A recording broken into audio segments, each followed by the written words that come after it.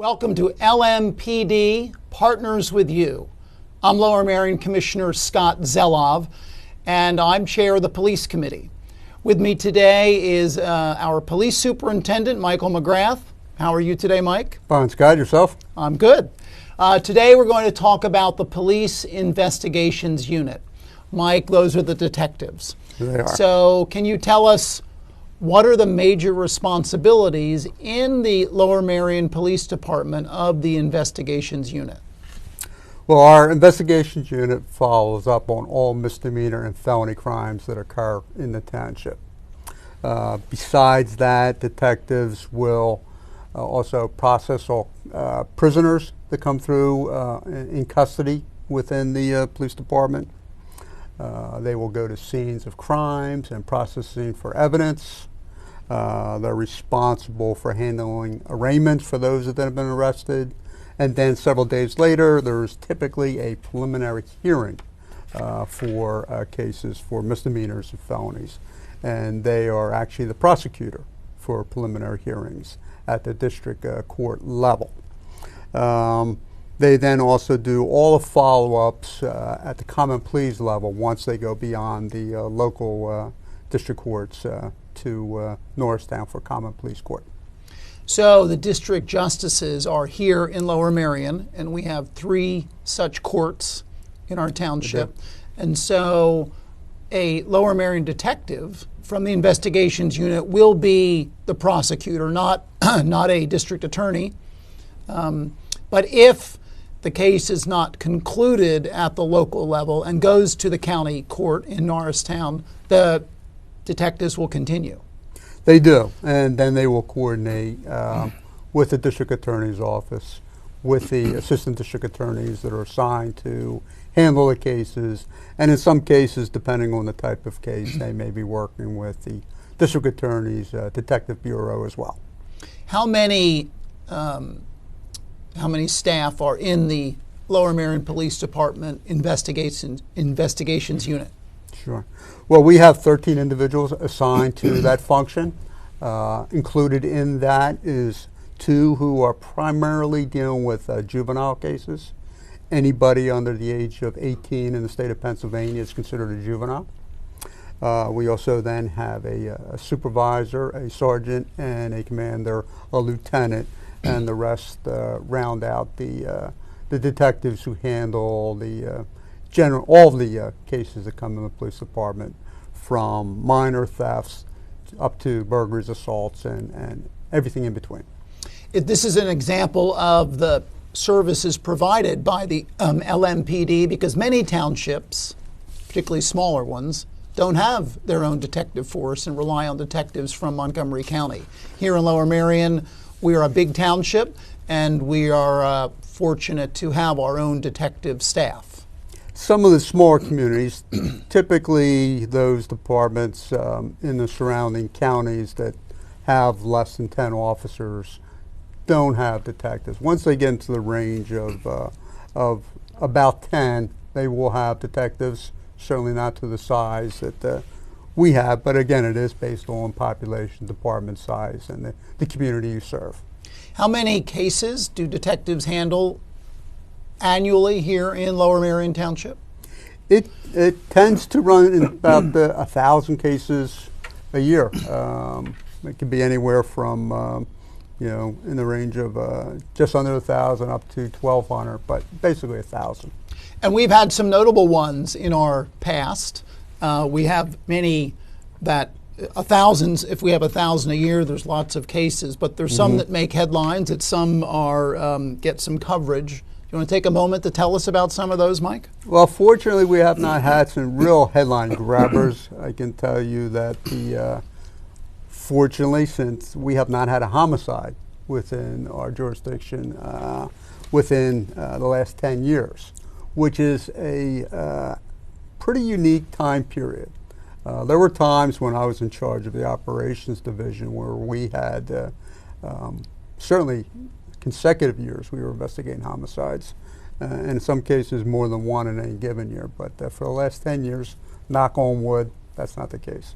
Those significant ones you're talking about, many people remember, we had the General Wayne Inn homicide, where one of the partners there killed his co-partner and tried to disguise it as a failed robbery of the General Wayne Inn.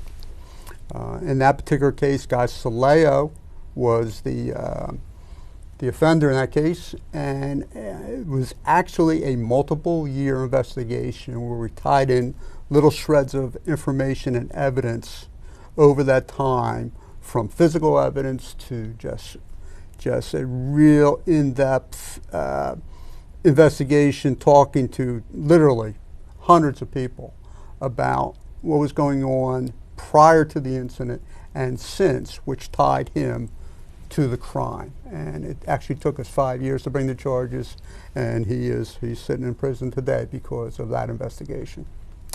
One of the other noteworthy ones was the Craig Rabinowitz investigation of a few years ago. And that is where a husband tried to hide the fact that, you know, he murdered his wife by trying to stage it as an accidental drowning in their home. An excellent investigation by Lower detectives resolved that and showed that he was responsible for his wife's death. Fortunately, Mike, those well-known incidents are from the past, and there have not been any recently. And but they are great examples of excellent police work and detective work by the Lower Marion Police Department. Yes. And so, what are some of the types of investigations, some of the types of cases that are handled by our detectives? Well, they vary based on trends. Right now, our biggest caseload is thefts. And year in, year out, thefts tend to be, as far as volume goes, the largest number of investigations we conduct. One of the things that is going on right now as well is these are thefts from vehicles. And a note to those that are listening, and you've heard it many times at our police committee meetings, please, please, whenever you leave your car, lock the car and hide the valuables that you're leaving in your car. You know, whether you put them under your seat or put them in the trunk of the car, that's very important. That's going to reduce the number of thefts we have around the township. The other theft type of incidents we're seeing right now are theft of cars, which is typically not a major problem in our township, but they've been up on a little bit of an upswing lately. And incredibly enough, unfortunately, I need to report that they're making it easy. They're leaving keys in the car. So it doesn't make it very difficult for the criminal to steal a car if all they have to do is literally look into the center console and find a key fob and start your car up. Yeah. And Mike, locking cars applies to the car parked in your driveway. Absolutely. Not just whether you're at a store or you're at friends, you're visiting. Cars in your driveway should be locked at all times, particularly overnight. Certainly. You know, the best practice is when you get out of your car, lock it. Take your key with you and lock the car. That way it's not a matter of thinking later on in the evening, oh, geez, did I lock my car 2 hours ago when I parked it? You're right. Whether it's parked in front of your house or in your driveway, lock it at all times. The detectives in Lower Marion in the police department are assigned to cases. How is that done? How does the police management determine how to assign cases to individual detectives? Well, it depends on the nature of the crime, when they come in. If it comes in during the hours, typically we're the detective unit's manned from 7 a.m. in the morning till well after midnight. And depending on time of day, there's various numbers of people there. So if a crime occurs and it's a serious crime, during the time detectives are actually on duty, they will respond directly to the crime. So for instance, you have a bank robbery. Not only will a detective be assigned, but pretty much the whole unit will go. The reason for that is many cases, if you have a robbery, you may have multiple victims and or witnesses. So we want to quickly acquire all the information related to the crime as quickly as possible. Detectives, if they're not going directly to the scene of a crime, will then get the cases from patrol who starts the initial investigation. Then within every patrol unit, and this is 24/7 coverage, we have specially trained officers called platoon investigators who have received additional training in crime scene processing and all those investigative type skills that detectives have. And in fact, they've been assigned for a while to the detective unit to hone those skills, and then they will go back into the patrol platoons so that we always have coverage for those higher level investigative skills. Once these cases come in, if it looks like either the victim or the perpetrator of a crime is a juvenile, it's going to go to the officers who receive specialized training in juvenile investigations. There's a whole different level of laws related to juvenile crimes, so that's important to do, and is actually required by law that there be some separation from juveniles within the criminal justice system. But pretty much all detectives can handle just about any type of incident that comes in. But we do have additional training for detectives for white collar crime. If they're handling burglaries, there's a certain number of detectives that we try to funnel the burglaries to them, because then they have a network of sharing information and know the trends that are going on in our community, and we have a higher degree of clearance of those crimes when we do in that fashion. Thank you very much, Mike, for that explanation about the work of the detectives unit. We've got more to talk about. We're going to talk about Ponzi schemes. We're going to talk about some recent crime trends in Lower Marion Township. But for now, let's take a break. I'm Commissioner Scott Zelov, and along with Lower Marion Police Superintendent Mike McGrath, you are watching LMPD, Partners with You.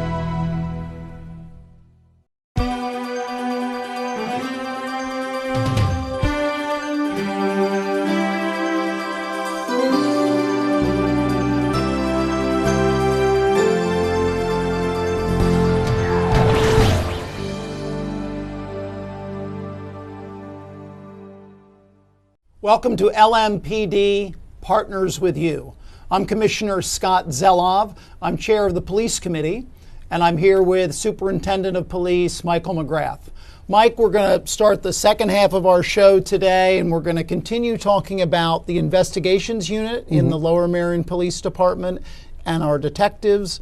You told us in the first half that we have 13 detectives in the township, 2 of which are dedicated to juvenile crimes, which is a separate part of the crime code in Pennsylvania.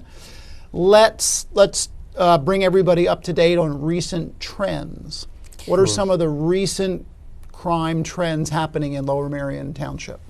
And as we talked about before, it can fluctuate, but the current trends are theft from vehicles and out vehicles.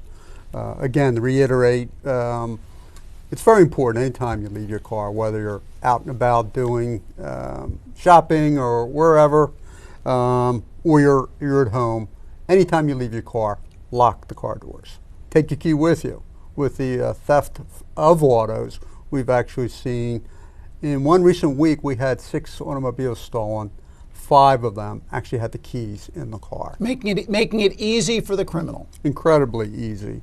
So, and one of the downsides to not only leaving the keys in the car, but leaving cars unlocked, particularly if they're parked on the street, is that if people are going out and just want to go enter the car and rifle through, and all they're doing is looking for loose change, if they see, in a particular area, neighborhood, that cars are unlocked, they're going to keep coming back. So you're making it attractive for the criminals to come back to your neighborhood by doing that. And the downside for them is if they keep coming back, we've adjusted our patrol patterns, and in many cases we can make an arrest. But again, you get into 2 o'clock in the morning in a lot of these neighborhoods, it's very easy for somebody to be able to go down some of our dark streets and not be seen either by the police or obviously the residents who aren't typically sitting on the front porch after midnight. Among the trends in our community that we're seeing is a trend for increased computer crime. Let's talk about that. We're not immune from it. It's a problem throughout the country, whether it's you're being solicited by email or asked to provide information over the phone about your accounts. A lot of people are actually volunteering information about themselves to unsolicited callers or, again, inquiries via the internet. So you have to be smart about how you address those types of requests. Again, the important thing to do is not to provide such things as passwords or personal identification numbers to somebody who suggests maybe they're your local bank checking on an account, your account. A lot of times they have information, they've gleaned some information about what banks you utilize or what credit cards you have, and utilize that for you, and then persuade you to provide information about those accounts. Mike, if I'm going to the ATM at my local bank, what should I do in order to minimize the risk of identity theft? Well, try to go to the more secure ATM locations.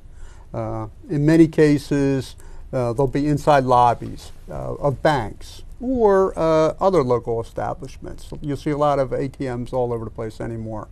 Go in where there's more foot traffic. There are more secure locations. One of the reasons for that is you're less likely to be accosted. Not that we have a lot of that at all, but the closer you are to where a lot of people are moving around, the less likely that is to occur. Obviously, you want to avoid utilizing ATMs late at night in isolated locations. That could make you a target of a theft. But the bigger problem we have with ATMs is what's called skimming. And that's where these thieves actually put a cover over the plate for the ATM, whether it be in front of a bank or sometimes even at gas stations where you can insert your credit card to make a purchase of your gas.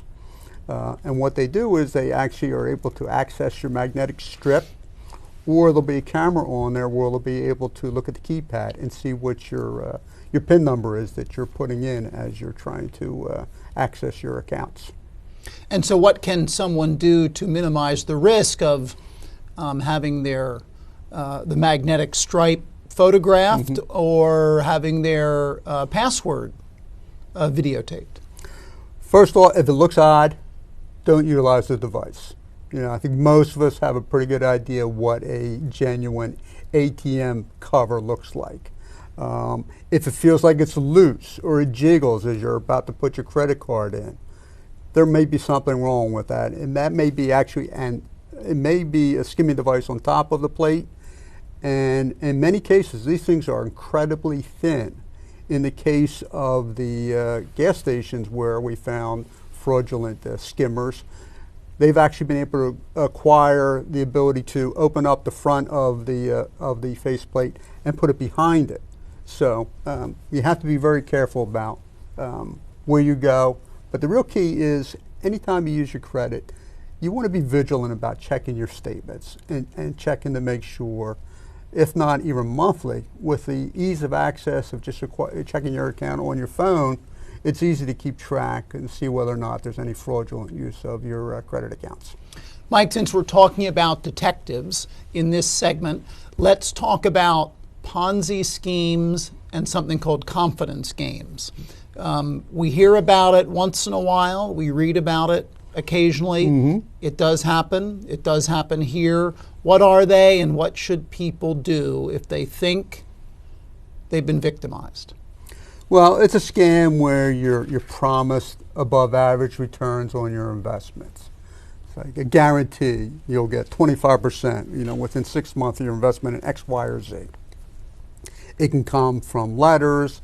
Anymore, it now comes in emails to you about somebody who has this. They're just reaching out to you and they have this account over in a bank somewhere in Europe.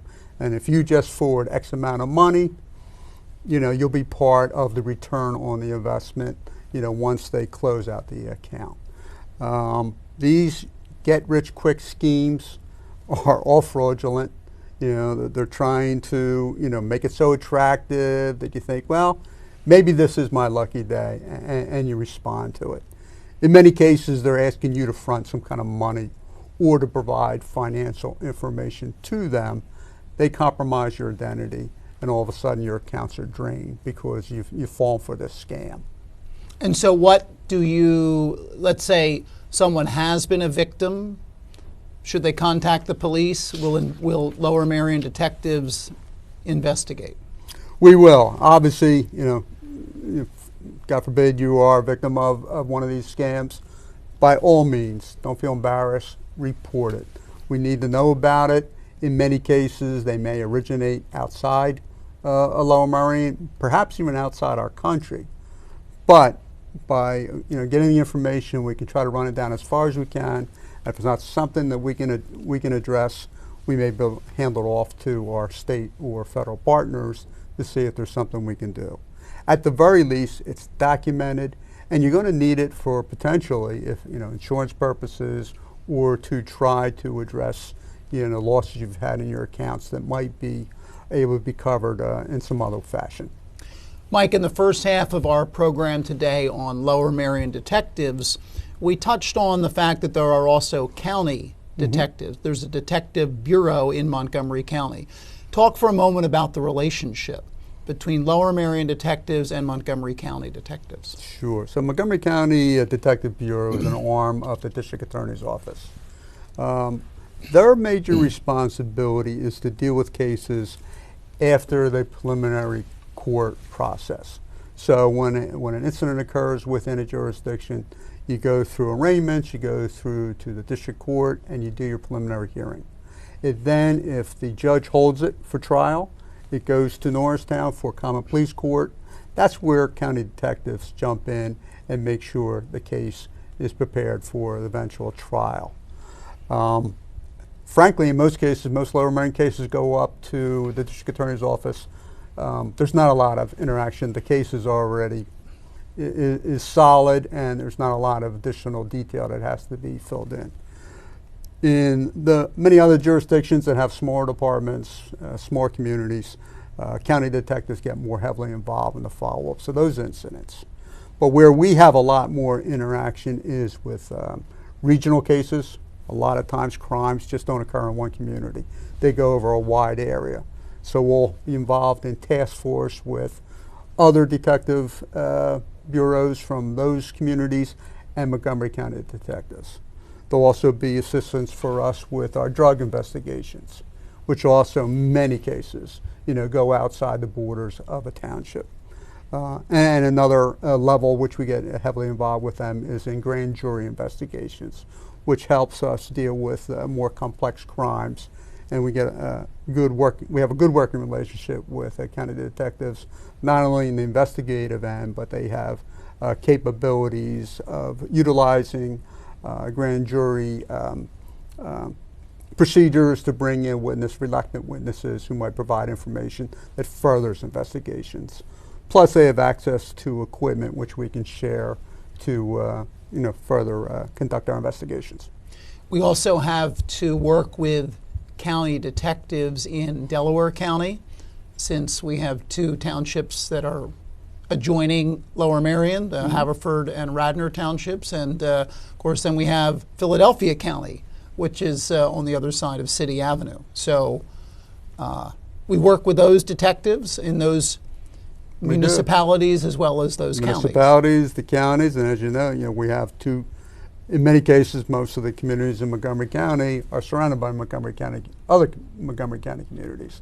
In our case, we have two separate counties on our border, so we have a very close working relationship with the City of Philadelphia, all their district detective bureaus, and then also with Delaware County departments you mentioned.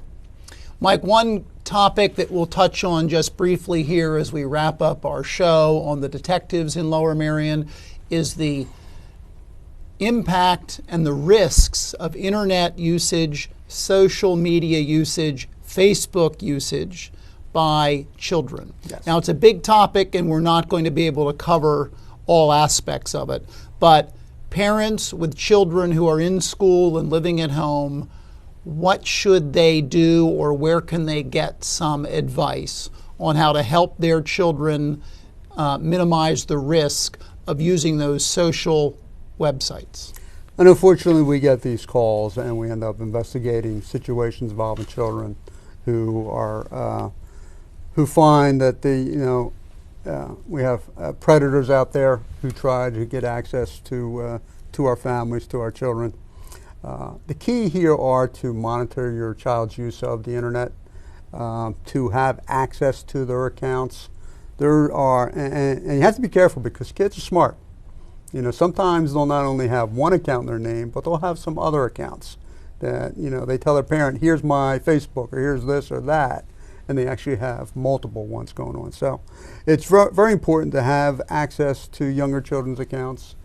Make sure that they're not on the inappropriate chat rooms, have access to websites that, you know, you certainly would not approve of. And have kids, when they put a profile online, make it private, only for their very closest friends should they share those profiles. Mike, that's some excellent advice. It is something that's a big challenge to parents. It is. Something that the police department can help with if they are contacted by parents. It is, and those are the kind of cases our juvenile detectives get heavily involved in, and we work with our local schools, with education and assistance in those type of instances as well. Thank you, Mike. We've had a good discussion on detectives and the role and function of the detective unit here in Lower Marion Township and in our police department. You've been watching LMPD Partners with You. I'm Lower Marion Commissioner Scott Zelov, and along with Michael McGrath, who was our Superintendent of Police, we've been talking about detectives, crime trends, risks of internet usage by children. We've been talking about ID theft, and cybersecurity, all important topics. Thank you for watching. This is LMPD Partners with You.